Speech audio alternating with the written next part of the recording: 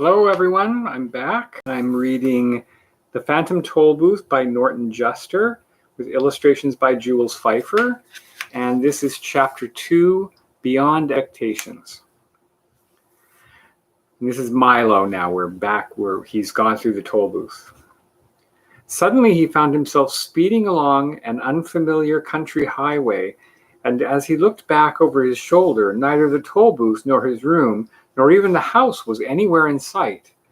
What had started as make-believe was now very real.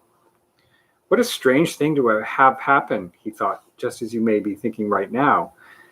This game is much more serious than I thought, for here I am riding on a road I've never seen, going to a place I've never heard of, and all because of a toll booth which came from nowhere.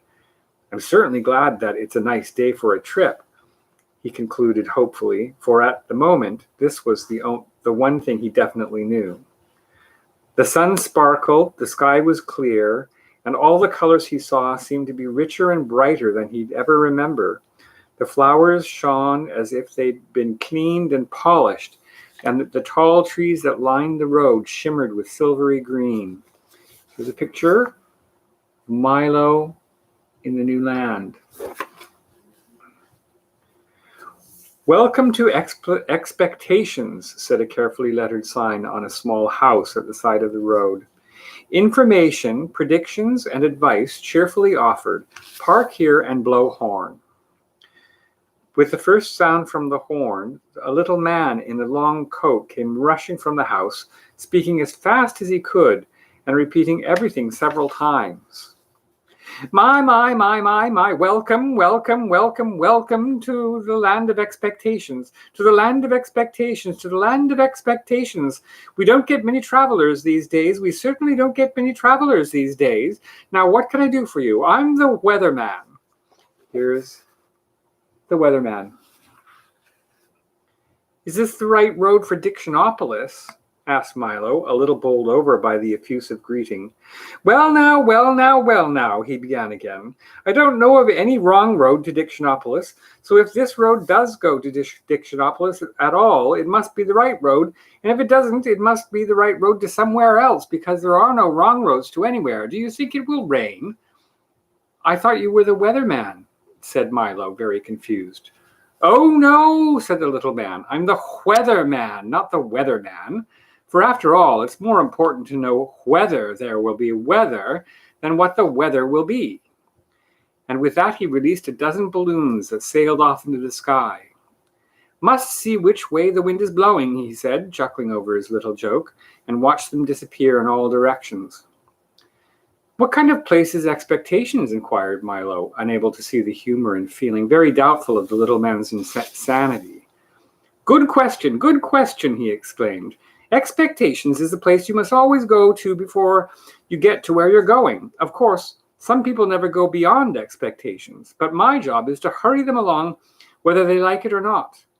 Now, what else can I do for you? And before Milo could reply, he rushed into the house and reappeared a moment later with a new coat and an umbrella.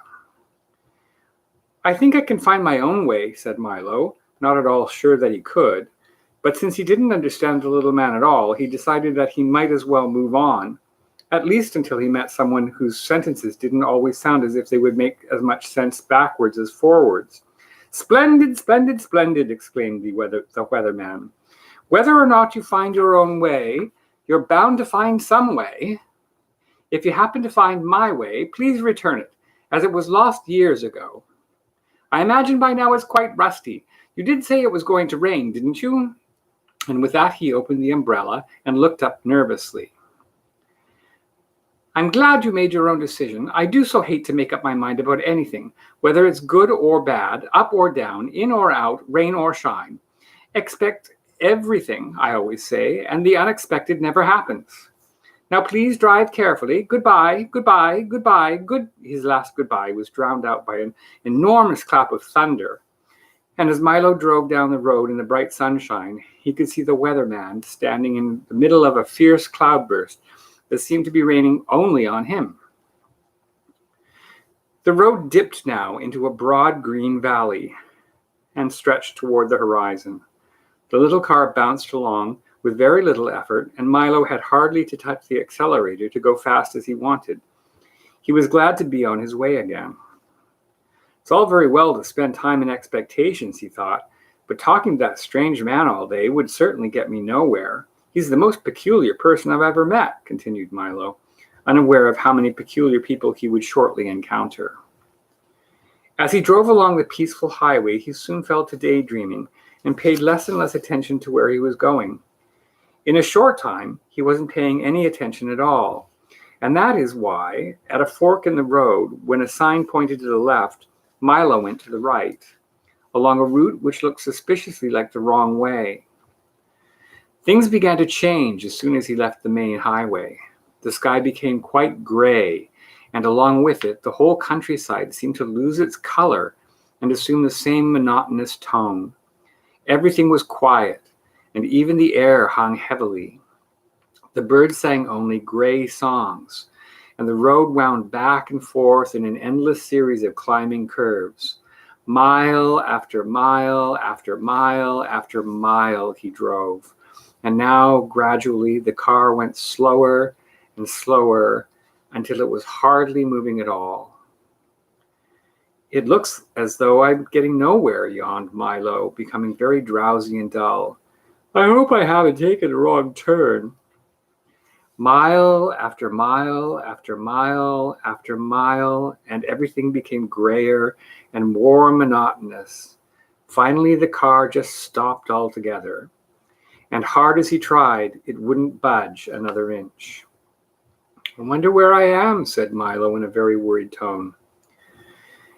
You're in the doldrums, wailed a voice that sounded far away. He looked around quickly to see who had spoken. No one was there, and it was as quiet and still as one could imagine. Yes, the doldrums, yawned another voice, but still he saw no one. What are the doldrums? He cried loudly, and tried very hard to see who would answer this time. The doldrums, my young friend, are where nothing ever happens and nothing ever changes.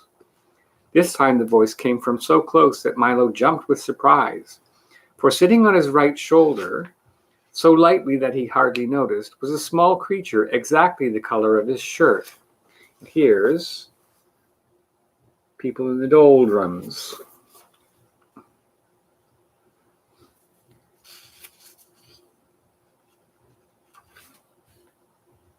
Allow me to introduce all of us, the creature went on. We're the lethargians at your service. Milo looked around and, for the first time, noticed dozens of them, sitting on the car, standing in the road, and lying all over the trees and bushes. They were very difficult to see because whatever they happened to be sitting on or near was exactly the color they happened to be. Each one looked very much like the other, except for the color, of course, and some looked even more like each other than they did like themselves. I'm very pleased to meet you, said Milo, not sure whether or not he was pleased at all. I think I'm lost. Can you help me, please?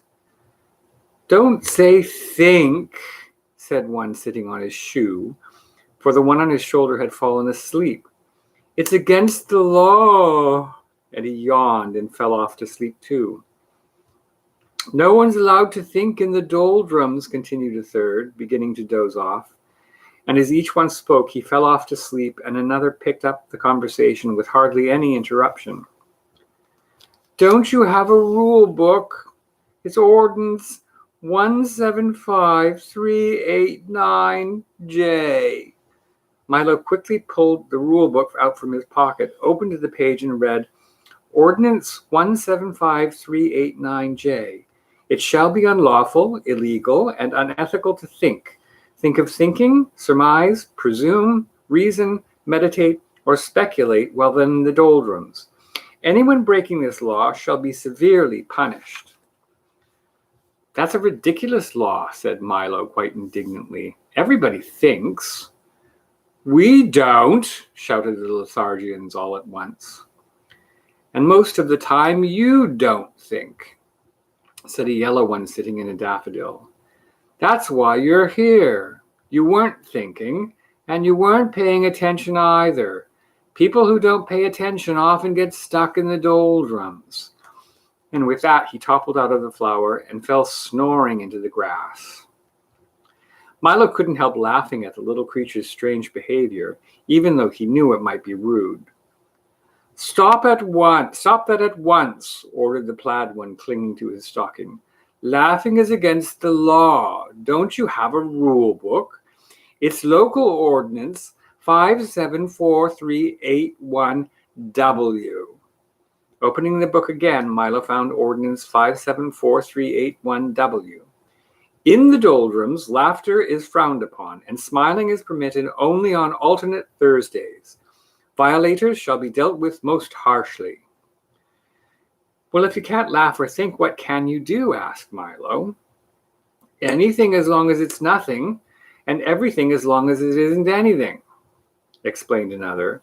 There's lots to do. We have a very busy schedule. At 8 o'clock we get up, and then we spend from 8 to 9 daydreaming. From 9 to 9:30 we take our early mid-morning nap. From 9:30 to 10:30 we dawdle and delay. From 10:30 to 11:30 we take our late early morning nap. From 11:30 to 12 we bide our time and then eat lunch. From 1 to 2 we linger and loiter. From 2 to 2:30 we take our early afternoon nap. From 2:30 to 3:30 we put off for tomorrow what we could have done today. From 3:30 to 4 we take our early late afternoon nap. From 4 to 5 we loaf and lounge until dinner. From 6 to 7 we dilly-dally. From 7 to 8 we take our early evening nap, and then for an hour before we go to bed at 9 we waste time. As you can see, that leaves almost no time for brooding, lagging, plodding, or procrastinating. And if we stop to think or laugh, we'd never get nothing done. You mean you'd never get anything done? Corrected Milo.